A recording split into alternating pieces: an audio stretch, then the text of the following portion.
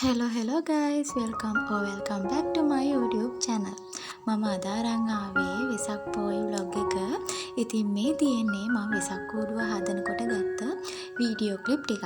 අපේ ගෙදර හදපු වෙසක් කූඩු තිබුණේ නැහැ. ඉතින් ඒ නිසා මම කඩෙන් වෙසක් කූඩුවක් ගෙන්න ගත්තා. දැන් මම මේක මේ හදන්න තමයි හදන්නේ. අපි බලමු එහෙනම් මම මේක හදන්නේ කොහොමද කියලා. මේකට මෙන්න මේ වගේ දේවල් ටිකක් තමයි හම්බෙලා තිබුණේ. බලන්නකෝ ඔයාලම.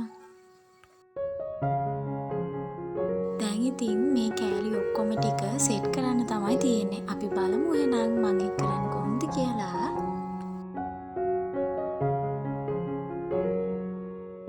මුලින්ම මම මෙන්න මේ හම්බෙලා තියෙන ටික වෙන් කරගත්ත වතුරකින් කපලා පොඩි පොඩි කෑලි වලට.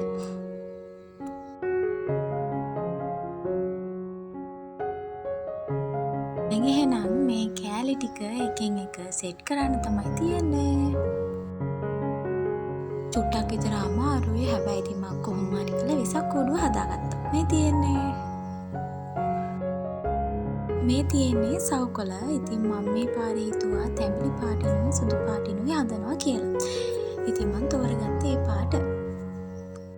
මේ පස්සේ දවසේ ඉතින් මම ගේ ඇතුලේ හදන්න බැරි නිසා මිදුලේ පැදුරකුත් දාගෙන වෙසක් කූඩුව අලවනවා කියලා හිතුවා. නැත්තම් එහෙම පාප්ප හැමතැනම ගෑවිලා මැස්සෝ ඉන්න බලනවා. ඒ නිසා තමයි මම එළියට ගත්තේ. දැන් ඉතින් සවුකොළ ටික අලවන්න තමයි තියෙන්නේ. පාප්ප එකත් මම හදාගත්තා. එහෙනම් දැන් ඉතින් අපි වෙසක් කූඩුව අලවමු.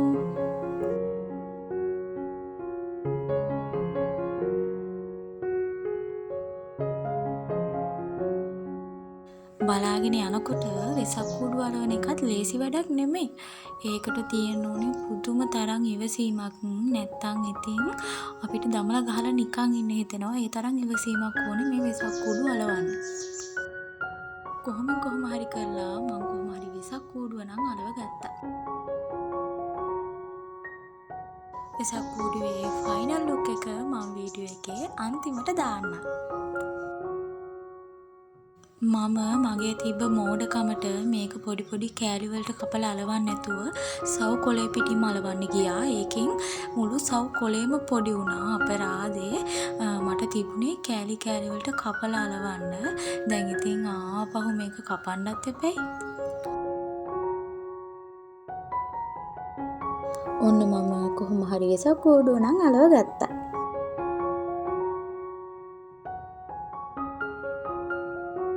මේ තියෙන වෙසක් පොය දවසේ උදේ මම පහන පත්තු කරා. මේ තියෙන්නේ මං හදපු වෙසක් කූඩුව දිලිසි. කොහොමද ඒක ලස්සනයිනේ. මම වැඩි මෝස්තර දාන්න ගියේ නෑ. චාම් විදියට මම වෙසක් කූඩුව හැදුවා. රැට මේ කොහොමද තියෙන්නේ කියලාත් මම වීඩියෝ එකක් දාන්නම්. පොය දවසේ උදේ අපි දීඝවාපි ගියා. දන්සල් වලටත් ගියා. හැබැයි ඒ වගේ නම් වීඩියෝ ගත්තේ නෑ. මේකෙත් මේ පොඩ්ඩයි ගත්තේ. කට්ටිය ගොඩක් ඉන්න තැන් වල ඉතින් ෆෝන් එක උස්සන් වීඩියෝ කරන්නත් බෑනේ. ඒ නිසා මම වැඩි වීඩියෝ ගත්තේ නෑ.